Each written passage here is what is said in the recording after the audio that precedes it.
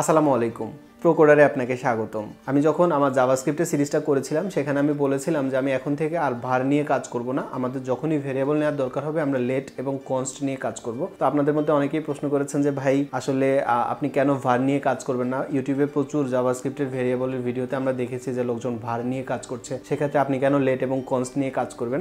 আজকের ভিডিওতে আমি এই ব্যাপারে কথা বলতে চলেছি, তাই আপনি যদি আগ্রহী হন দেখতে থাকুন।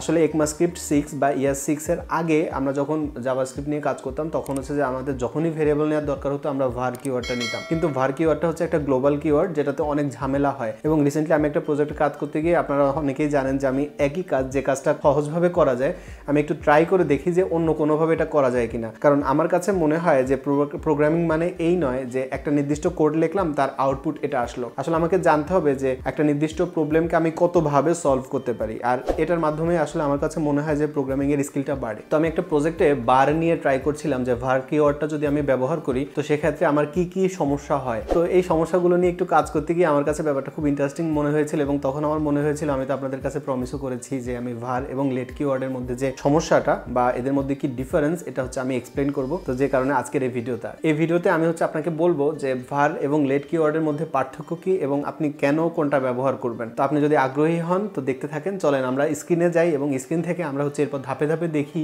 যে কিভাবে এগুলো কাজ করে। তো চলেন শুরু করি।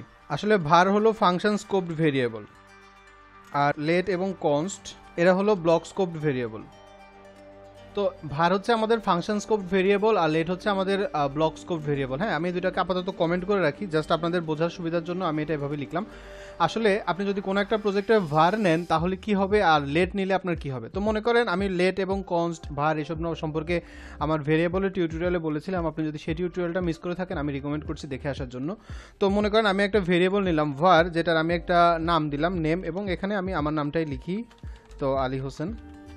আচ্ছা, এবং আমি হচ্ছে যে আরেকটা ভেরিয়েবল নিব, এটা হচ্ছে আমি let দিয়ে নিব। তো let আমি এবার দিলাম মনে করেন কান্ট্রি, এবং এখানে আমি মনে করেন আমার দেশের নাম লিখলাম। তো আমি দুইটা ভেরিয়েবল নিলাম, একটা হচ্ছে var দিয়ে আর একটা হচ্ছে let দিয়ে। তো এখন আপনি দেখেন যে এই যে আমরা var দিয়ে একটা ভেরিয়েবল নিলাম এবং let দিয়ে একটা ভেরিয়েবল নিলাম, এদের দুইজনকেই কিন্তু উইন্ডো অবজেক্ট থেকে যদি আমরা ট্রাই করি যে এদেরকে উইন্ডো অবজেক্ট থেকে অ্যাক্সেস করা যায় কিনা, তাহলে কি হয় দেখেন। আমি মনে করেন যে আমার উইন্ডো অবজেক্ট আছে, তো আমি এখানে উইন্ডো অবজেক্টে এসে আমি যদি এখন আমরা যে var দিয়ে যে কিওয়ার্ডটা নিলাম নেম, এটাকে যদি আমি অ্যাক্সেস করার চেষ্টা করি, দেখেন এটা কিন্তু অ্যাক্সেসেবল। কিন্তু আমি যদি এই সেম ভেরিয়েবলটাকে আমি যদি let দিয়ে যেটা নিয়েছিলাম কান্ট্রি, এটাকে যদি আমি এখন ট্রাই করি অ্যাক্সেস করার, দেখেন এটা কিন্তু অ্যাক্সেসেবল না, আনডিফাইন্ড চলে আসছে। তার মানে আপনি যদি var নিয়ে কোনো কিওয়ার্ড নেন এটা উইন্ডো অবজেক্টে অ্যাক্সেসেবল হবে, কিন্তু আপনি যদি let দিয়ে কোনো ভেরিয়েবল নেন সেটা কিন্তু উইন্ডো অবজেক্টে অ্যাক্সেসেবল হবে না। এখন আপনি হয়তো বলবেন যে ভাই উইন্ডো অবজেক্ট থেকে যদি অ্যাক্সেসেবল হয় তাহলে সমস্যাটা কি।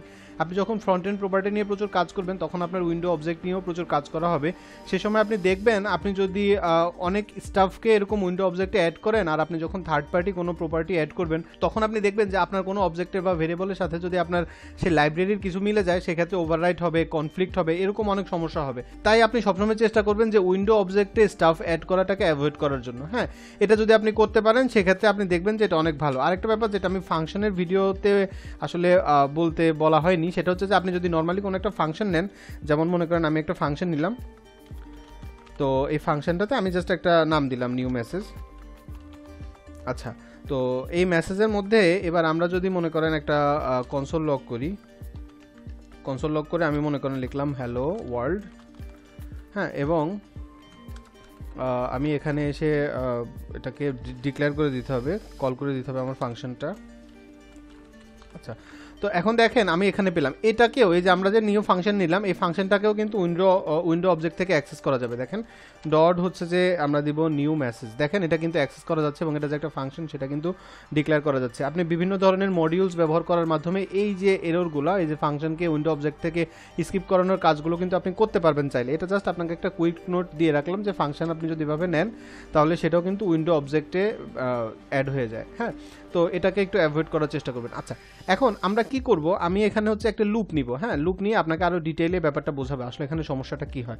তো লুপ নেওয়ার জন্য আমি মনে করেন নিলাম হচ্ছে ফর লুপ নিয়ে আমি ফর লুপের ভিতরে দিলাম হচ্ছে একটা variable let i equal to আমি দিলাম 0, তারপর হচ্ছে যে আমি দিলাম যে i is less than 5, এবং আমি দিলাম ইনক্রিমেন্ট অপারেটর, তো এটা দিলাম দিয়ে এবার হচ্ছে আমি এখানে এসে একটা কনসোল লক করে আইটাকে আমি অ্যাক্সেস করার চেষ্টা করি। তো দেখেন আমি যদি আইকে অ্যাক্সেস করার চেষ্টা করি, আইয়ের মান আমি বলেছিলাম যে 0 থেকে শুরু হবে এবং 5-এর কম হবে, তো সেক্ষেত্রে দেখেন 0 থেকে স্টার্ট হয়ে 5 পর্যন্ত সে চলে এসছে এবং আইটাকে আমি কিন্তু এখানে অ্যাক্সেস করতে পারছি। কিন্তু আমি যদি এই যে আমার যে ফর লুপ, এই ফর লুপের বাইরে এসে যদি আমি এখন এই আইকে অ্যাক্সেস করার চেষ্টা করি, সেক্ষেত্রে কি হয় দেখেন, সেক্ষেত্রে কিন্তু আমাকে এটা এররটাকে অ্যাক্সেস করতে দিচ্ছে না এবং আমাকে বলছে যে এখানে একটা সমস্যা আছে, যে not defined, I is not defined, মানে যেহেতু সে অ্যাক্সেস করতে পারছে না তাই। কিন্তু আমি যদি লেটের পরিবর্তে var দেই তাহলে কি হয় দেখেন, তাহলে এখানে হচ্ছে যে সে তো আমার পুরো সবগুলো মান পাচ্ছে, এর পাশাপাশি দেখেন লাইন নাম্বার 9, এই যে লাইন নাম্বার 11 দেখেন, এই লাইন নাম্বার 11-এর এই যে এই লাইনটাকেও কিন্তু সে অ্যাক্সেস নিচ্ছে। আইয়ের যে কারেন্ট ভ্যালু, বর্তমান ভ্যালু, সেটাকে কিন্তু সে ডিক্লেয়ার করছে। নর্মালি আপনি যখন অন্য কোনো প্রোগ্রামিং ল্যাঙ্গুয়েজ শিখবেন তখন আপনি দেখবেন যে এটা ঠিক এভাবে কাজ করে না, কিন্তু আসলে জাভাস্ক্রিপ্টের এই যে ছোট ছোট সমস্যাগুলো, এগুলো সমস্যা সমাধান করার জন্যই কিন্তু ECMAScript 6 বা ES6-এর পর থেকেই হচ্ছে যে আমরা দেখেছি যে লোকজন var ব্যবহার বাদ দিয়ে লেট এবং কনস্ট এসেছেও হচ্ছে যে এরকম ছোট ছোট সমস্যাগুলোকে সমাধান করার জন্য। এবং আপনার যখন কোনো একটা ভেরিয়েবলকে এরকম হবে যে আপনি এটাকে যে কোনো জায়গা থেকে অ্যাক্সেস করতে পারছেন, সেক্ষেত্রে কিন্তু আপনার প্রোগ্রামে অনেক বাগ আসবে এবং এই বাগগুলো ফিক্স করা একটু ঝামেলা। তো সেক্ষেত্রে এইসব উটকো ঝামেলাগুলোকে খালি আপনি যখন জানেন যে var ব্যবহার করলে আপনার প্রবলেম হবে, ভারের পরিবর্তে লেট ব্যবহার করলে প্রবলেম কম হবে, সেক্ষেত্রে আপনার এটা ব্যবহার করা যুক্তিসঙ্গত না। আপনি কি মনে করেন সেটা আমাকে কমেন্টে জানাতে পারেন। আচ্ছা, এখন আরেকটা ব্যাপার, আপনি মনে করেন যে আপনি var নিলেন এবং আপনি কিন্তু এই যে var দিয়ে নেওয়া ভেরিয়েবলগুলোকে বারবার ডিক্লাইন করতে পারবেন, কিন্তু লেট নিয়ে যদি আপনি কোনো ভেরিয়েবল নেন এটাকে কিন্তু আপনি বারবার ডিক্লাইন করতে পারবেন না। যেমন মনে করেন এই যে আমি var দিয়ে একটা ভেরিয়েবল নিলাম নেম, তো আমি যদি এটাকে আবার নেই, মনে করেন এবার আমি আমার নিকনেম যেটা আছে সেই নিকনেমটা লিখি, হ্যাঁ, তো এটা এই নিকনেমটা লিখলাম, লিখে আপনি দেখেন আমি যদি এটা সেভ করি আমাকে কিন্তু কোনো এরর দেখাচ্ছে না। এবং আমি যদি এখন কনসোল লক করে এই নেমটাকে ডিক্লেয়ার করি, আপনি দেখেন এখানে কিন্তু আমার যে রিডিফাইন করা নেমটা এটাই দেখাচ্ছে।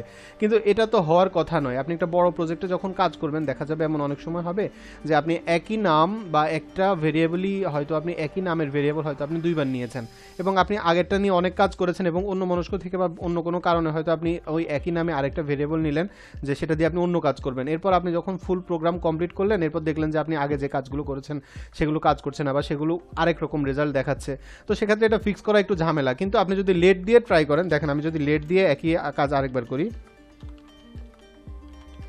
কান্ট্রি, তো লেট দিয়ে কান্ট্রি দিয়ে এবার এখানে এসে আমি যদি একটা কান্ট্রির নাম লিখি, যেমন আমার প্রোকোডারে প্রচুর ইন্ডিয়ান দর্শক আছেন, মানে ইন্ডিয়া থেকে অনেকেই আমার চ্যানেলটাকে সাবস্ক্রাইব করেছেন এবং আমার ভিডিও দেখেন, তার মনে করেন এখানে ইন্ডিয়া লিখলাম, হ্যাঁ, লিখে এবার আমি যদি এটাকে সেভ করি তাহলে কি হয় দেখেন, এটা এখন কিন্তু আপনাকে এরর দেখাচ্ছে এবং বলতেছে যে country has been already declared.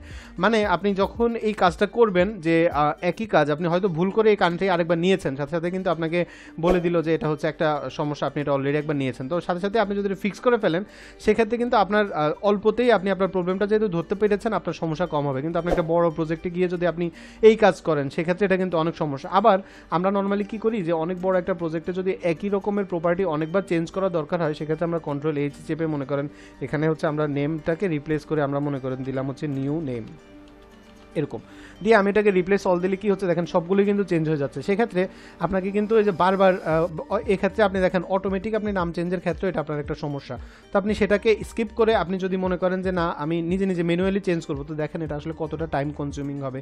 এখানে মাত্র 19 লাইন আমি লিখেছি, কিন্তু আপনি যখন এই কোডটাই 1900 লাইনের হবে সেক্ষেত্রে আপনি বোঝেন যে এটা কত রকম সমস্যা তৈরি করবে। হ্যাঁ, তো আমি আশা করছি আপনি ব্যাপারটা বুঝতে পেরেছেন। তো এখন আমি যদি এটাকে কমেন্ট করি তাহলে আমাদের আবার সবগুলো রেজাল্ট ঠিকভাবে আসবে এবং এখানে দেখেন এই যে ভারের কারণে এরকম প্রবলেম হচ্ছে। তো আমি আশা করছি আপনি সমস্যাটা বুঝতে পেরেছেন এবং এরপর থেকে আপনি যখন কোনো প্রজেক্টে কাজ করবেন যতটা সম্ভব চেষ্টা করবেন যে ভারটাকে অ্যাভয়েড করার। হ্যাঁ, আপনার হয়তো মাঝে মাঝে গ্লোবাল অবজেক্টের দরকার হবে, সেক্ষেত্রে তো আপনি ভার নিতেই পারবেন, এটা তো আপনার কাছে আছেই, কিন্তু চেষ্টা করবেন যতটা সম্ভব এটাকে অ্যাভয়েড করার। শুধুমাত্র যেখানে আপনার ভার ব্যবহার করতেই হবে এমন সিচুয়েশন আসবে সেখানেই ব্যবহার করবেন, আদারওয়াইজ লেট এবং কনস্ট দিয়ে ট্রাই করবেন।